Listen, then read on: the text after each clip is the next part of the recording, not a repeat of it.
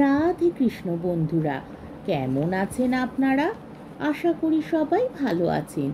আজকে আবার একটা নতুন ভিডিও নিয়ে হাজির হয়ে গেছি। ভিডিওটি শেষ অবধি দেখার অনুরোধ রইল। আজকের গল্প রাজশেখর বসুর উলট পুরাণ। আজকে গল্পের তৃতীয় পর্ব বা শেষ পর্ব। নারী জাতির মুখপত্র দি সি ম্যান হইতে উদ্ধৃত। কাল বৈকালে ঠিক ৩টার সময় নিখিল ব্রিটিশ নারী বাহিনীর শোভাযাত্রা বাহির হইবে। রিজেন্ট পার্ক হইতে আরম্ভ করিয়া Portland place, Regent street, Piccadilly circus, Trafalgar square হইয়া এই বিরাট প্রসেশন পার্লামেন্ট হাউসে পৌঁছাইবে। হাজার হাজার বৎসর হইতে পুরুষ জাতি নারীর উপর কর্তৃত্ব করিয়া আসিতেছে, কিন্তু আর তাহাদের চালাকি চলিবে না। আমরা সকলে নিজের প্রাপ্য আদায় করিয়া লইব। আমরা ভোটের অধিকার যাহা পাইয়াছি তাহা একেবারে ভুয়া। জুয়াচোর পুরুষগণ ছলে বলে কৌশলে ভোট জোগাড় করিয়া রাষ্ট্রীয় পরিষদ প্রায় একচেটে করিয়াছে। এই ব্যবস্থা চলিবে না। ব্রিটেনের লোক সংখ্যার 60% নারী। আমরা এই অনুপাতে নারী সদস্য চাই। সরকারি চাকরিতেও আমরা 60% নারী চাই। পুরুষের চেয়ে কিসে আমরা কম? আমরা ডিভাইডেড স্কার্ট পরি, ঘাড় ছাটিয়ে সিগার খাই, ককটেল টানি, এরপর দরকার হয় তো মুখে কবিরাজি কেশ তৈল মাখিয়া গোবদারি গজাইব। পুরুষের সহিত কোনো কারবার রাখিব না, কারণ ওরূপ কুটিল স্বার্থপর জাতি পৃথিবীতে আর নাই। তারা মনে করে এই জগৎটা পুরুষের জন্যই সৃষ্টি হইয়াছে। তাদের ভগবান পর্যন্ত পুংলিঙ্গ। আমরা হিগট মানিব না। আইসিস, ডায়না, কালী অথবা শূর্পণখা, এদের দ্বারাই আমাদের কাজ চলিবে। হে নারী, তুমি আর অবলা সরলা গৃহিণী নও। তুমি দাঁত নখ সানাইয়া এসো। ভয়ঙ্করী মূর্তিতে এই মহাবাহিনীতে যোগ দিয়া পার্লামেন্ট আক্রমণ করো। অকর্মণ্য পুরুষদের তাড়াইয়া দিয়া সরকারের নিকট হইতে আপন অধিকার আদায় করিয়া লও। পুরুষ জাতির মুখপত্র দি মিয়ারম্যান হইতে উদ্ধৃত। সরকার কি নাকে সরিষার তেল দিয়া ঘুমাইতেছেন? কাল এই লন্ডন শহরের উপর যে পৈশাচিক কাণ্ড হইয়া গেল, তাহাতে বোধ হয় যেন দেশে অরাজকতা উপস্থিত। দুর্বৃত্তা নারীগণ প্রকাশ্যে দিবালোকে বিষম অত্যাচার করিয়াছে, দোকানপাট ভাঙিয়া তছনছ করিয়াছে, নিরীহ পুরুষগণকে খামচাইয়া কামড়াইয়া জর্জরিত করিয়াছে। কিন্তু সরকারের পেয়ারার উড়িষ্যা পুলিশ তখন কি করিতেছিল? তারা একগাল পান মুখে পুড়িয়া দন্ত বিকাশ করিয়া হাসিতেছিল এবং নারী গুন্ডাগণকে অধিকতর ক্ষিপ্ত করিবার জন্য হাততালি দিয়া বলিতেছিল, হি হ। খাঁ সাহেব, গবসন টোডি, স্যার ট্রিক্সি টানকোট প্রভৃতি মাননীয় দেশ নেত্রীগণ দাঙ্গা নিবারণের উদ্দেশ্যে গিয়াছিলেন, কিন্তু উড়িয়া সার্জেন্টরা তাদের অপমান করিয়া বলিয়াছে, এ সাহেব অপাকে জীব তো দণ্ডাখিব। সরকার নিশ্চয়ই এ ব্যাপারে মনে মনে খুশি হইয়াছেন, কারণ দেশে আত্মকলহ যত হয় ততই সরকারের বলিবার ছুতা হয় যে আমরা স্বায়ত্তশাসনের অযোগ্য। রাষ্ট্রবিদ হইতে উদ্ধৃত।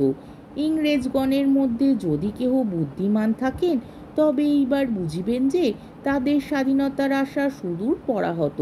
লিবার্টি লিগে, Anglo Celtic union, heterosexual pact, এসব শুনিতে বেশ, কিন্তু এই ঠান্ডা দেশের রক্ত যখন দেশ হিংসায় গরম হইয়া ওঠে, তখন আর তত্ত্বকথায় চলে না। যখন দাঙ্গা বাঁধে, তখন একমাত্র ভরসা ভারত সরকারের দণ্ডনীতি এবং দুর্দান্ত উড়িয়া পুলিশ। কেবলই শুনিতে পাই স্বায়ত্তশাসনে ব্রিটিশ জাতির জন্মগত অধিকার, কিন্তু হে ব্রিটন, তোমাদের ইতিহাস কি সাক্ষ্য দেয়? স্বাধীনতা কাকে বলে তোমরা কখনোই জানিতে না। প্রথমে রোমানগণের, তারপরে অ্যাঙ্গেল স্যাকশন, ডেন, নরম্যান প্রভৃতি বিবিধ দস্যু জাতির অধীনতায় তোমাদের দিন কাটিয়াছে। যাহারা বিজেতা রূপে তোমাদের দেশে আসিয়াছে, পরে তাহারাই আবার অন্য জাতি কর্তৃক বিজিত হইয়াছে। আজ কে বিজেতা কে বিজিত বুঝিবার উপায় নাই। তোমরা কেহই নিজের স্বাতন্ত্র্য রক্ষা করিতে পারো নাই।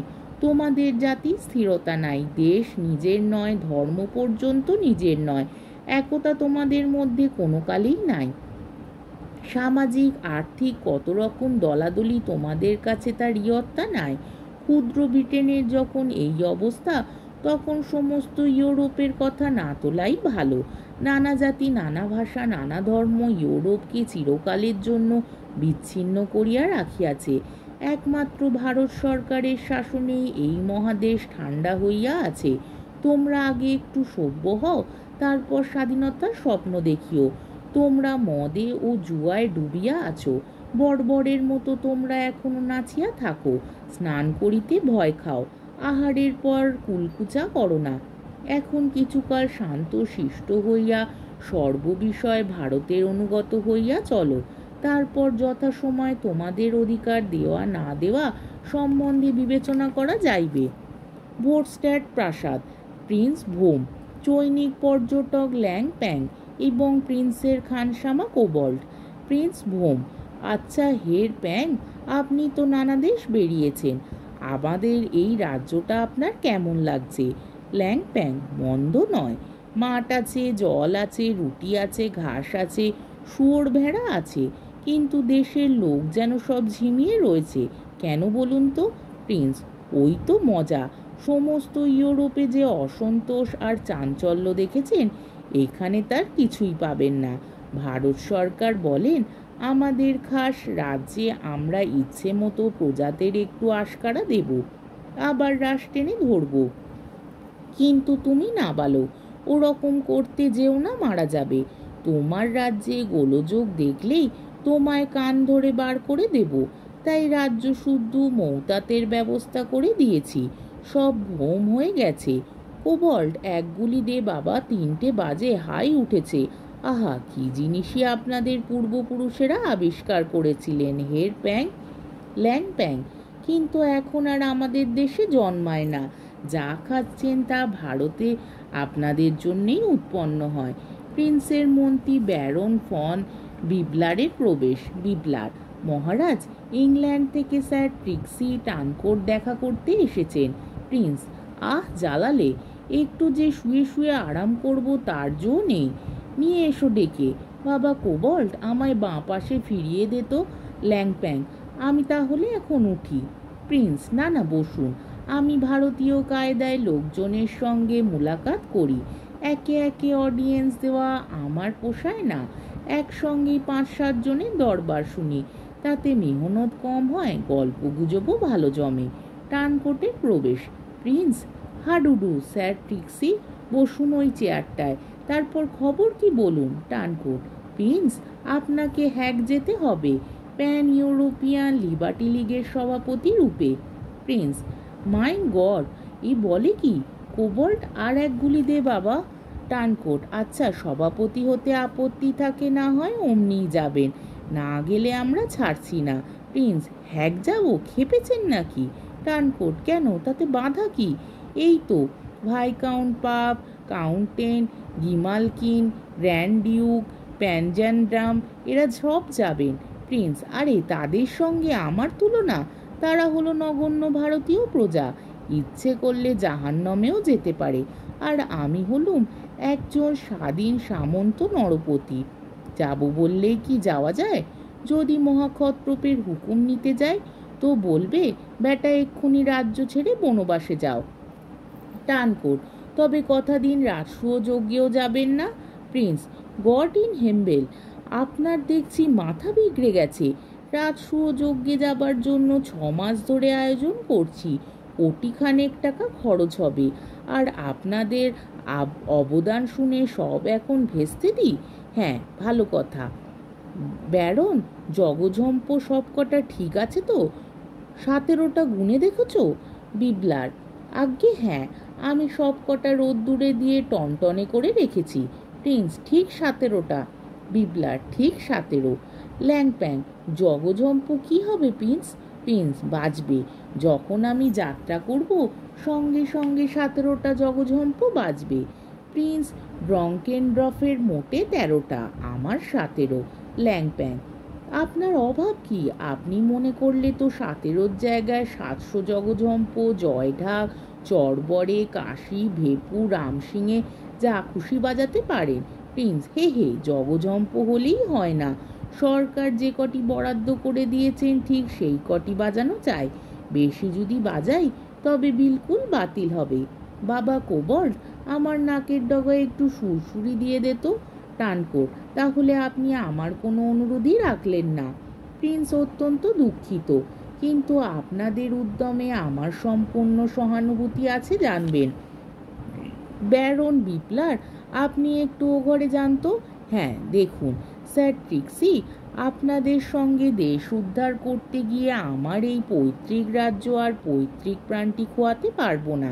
তবে যদি বেঁচে থাকি আর আপনাদের কার্যসিদ্ধি হয় আর ইউরোপের জন্য একজন জবরদস্ত এম্পারার কি কাইজার কি ডিক্টেটর দরকার হয়, তখন আমার কাছে আসবেন।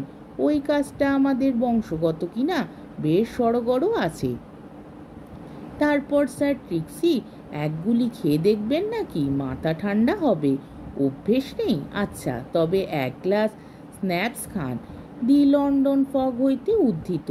2 মাস ব্যাপী হরতালের মধ্যে রাজসূয়যোগ্য সমাধা হইল। ইউরোপের জনসাধারণ এই অনুষ্ঠান বর্জন করিয়া আত্মসম্মান রক্ষা করিয়াছে, অবশ্য জনকত ধামাধরা ছাড়া। আমরা যজ্ঞক্ষেত্রে উপস্থিত ছিলাম না, সুতরাং আর কোনো খবর জানি না। রাষ্ট্রবিদ হইতে উদ্ধৃত। রাজসূয়যজ্ঞ নির্বিঘ্নে সমাধা হইল। তথাকথিত দেশনায়কগণকে রম্ভা প্রদর্শন করিয়া ইউরোপের জনসাধারণ এই বিরাট উৎসবে যোগ দিয়া অশেষ আনন্দ লাভ করিয়াছে। যজ্ঞ উপলক্ষে যাহারা সরকারকে নানা প্রকার সাহায্য করিয়াছে, তাহাদের মধ্যে স্যার ট্রিক্সি টানকোডের নাম বিশেষ উল্লেখযোগ্য। শুনিতেছি ব্রিটিশ মেঘ বংশের উৎকর্ষ সাধনের জন্য সরকার যে কমিশন বসাইয়াছেন, স্যার ট্রিক্সি তার প্রেসিডেন্ট রূপে শীঘ্রই কামরূপ যাত্রা করিবেন। আজকের গল্পটি এখানেই শেষ হলো। আমার ভিডিওটি যদি আপনাদের ভালো লেগে থাকে তাহলে আমাকে কমেন্টের মাধ্যমে আপনাদের মূল্যবান মতামত অবশ্যই জানাবেন এবং আমার ভিডিওটিকে লাইক ও শেয়ার করার ও আমার চ্যানেলটিকে সাবস্ক্রাইব করারও অনুরোধ রইল। তাহলে আজকের ভিডিওটা এই অবধি। পরের দিন আবার অন্য কোনো গল্প নিয়ে হাজির হয়ে যাব। ততক্ষণ পর্যন্ত আপনারা সবাই ভালো থাকবেন, সুস্থ থাকবেন, সাবধানে থাকবেন এবং আমার ভিডিওটি দেখতে থাকবেন। তাহলে আজকে আসি। রাধে কৃষ্ণ।